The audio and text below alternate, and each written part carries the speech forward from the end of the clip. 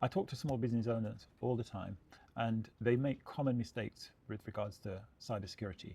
So keep watching to find out what those mistakes are, and hopefully you'll avoid them. Hello, this is Ajani from Network IQ. We provide excellent IT services and have a strong focus around cybersecurity. We also help you to become a more efficient business that customers and partners can trust. Hello there. So today I'm going to talk to you about the most common cyber security mistakes that I see small business owners make.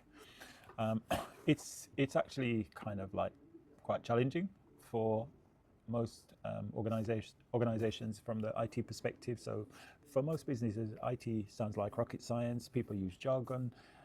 They make it complicated. Technical people aren't good at explaining things. So it's like it's a strange discipline to the uninitiated, and it can be overwhelming. And so this is in part why I think these mistakes are made. So let's talk about them. So one mistake is hope. Another mistake is assuming your supplier's got your back. Another one is not educating yourself to the risks. And another one is being underinsured. So if we look at them in a little bit more detail now, let's talk first of all about what I see as the number one mistake, which is hope, having hope. Yeah. And what does that mean? Well, it's really hoping that you won't be a victim, that you won't face a cyber threat, probably because you're not aware of any cyber incidents previously. It doesn't mean that there haven't been any, it just means that you don't know that they've occurred. The truth is that it takes the average business 200 days to detect a cyber incident. And so most incidents actually go undetected, unnoticed. And so because of that, people think, oh, it hasn't happened, let's hope it doesn't happen. Also, they kind of think, oh, it's specialist, it's expensive, let's hope that we don't have to do something for now. So that's the number one mistake that people make. If we then move on to the next mistake, it's assuming your IT supplier has your back. This is quite common. If you have an IT supplier, if you have a guy who looks after your IT or a company that looks after your IT, the comment that I hear business owners say is, oh, I thought they were doing that, or they're doing that for us, or we're covered. The truth is, your IT supplier has a contract, and they specify what they're going to do, and quite often the risk is limited. And there's actually a lot of responsibility that still is vested with the business owner. So quite often your IT provider isn't actually doing what you think they will do, but it's convenient to think that they're going to do it. So that is a common mistake that I see small businesses make. Moving on to the next one. And again, it's talking about this kind of like, it's complicated, it's rocket science. And because of that, a lot of business owners don't educate themselves about the risk. But on conversely, when you consider that cyber risk is actually bigger than conventional risk, conventional crime, it needs to be up there. It needs to be one of the top priorities. And unfortunately, there's no other way of saying it.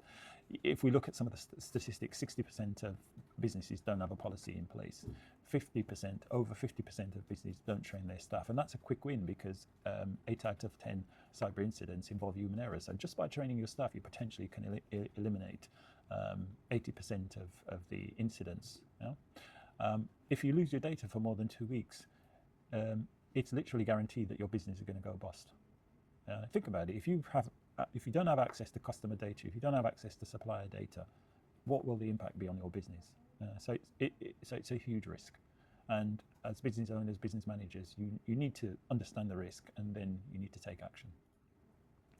So if I then talk about the final point, another big mistake is being underinsured. So again, we all need to take out insurance as businesses. We need to have employee liability, public liability, product liability possibly, contents insurance, all sorts of insurance, professional indemnity, but 80% of businesses don't have cyber insurance, and that's the biggest risk that businesses face. So businesses are underinsured, but actually being cyber insured is a good thing because insurance companies help you to improve your cyber hygiene. They specify minimum standards that you need to comply with. So they're actually a good guide of things that you can do, which are potentially quite low in terms of investment and resource, but have a big impact in terms of improving your level of cyber hygiene. So that's an area that really is common and really needs to be addressed. So just to summarize again, the common mistakes, Hoping it won't happen to us is a common mistake.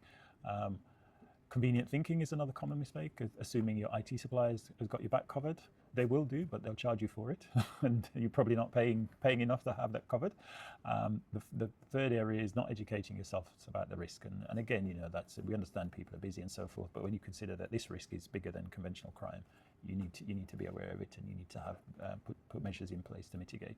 And then the fourth area, is really underinsurance and not having insurance, but having insurance for things like contents insurance, buildings insurance, etc., but not having insurance in place for what is emerging as being the biggest business risk. Because in this digital age, data is king. Having data, having access to the data is critical to the functioning of a business. Hope you found that video useful. In terms of resources that we have available for you, there's a 2-minute video that you can complete, which gives you an indication of what your level of cyber hygiene is. So that's a very quick indication of where you are on this journey. There are also some links below the video to additional resources that you can access that will give you some useful information. And of course, we're always happy to have a conversation with you. So reach out, happy to talk to you and sort of understand what your environment is and assist in helping you on this journey. Thank you all, and see you on the next video.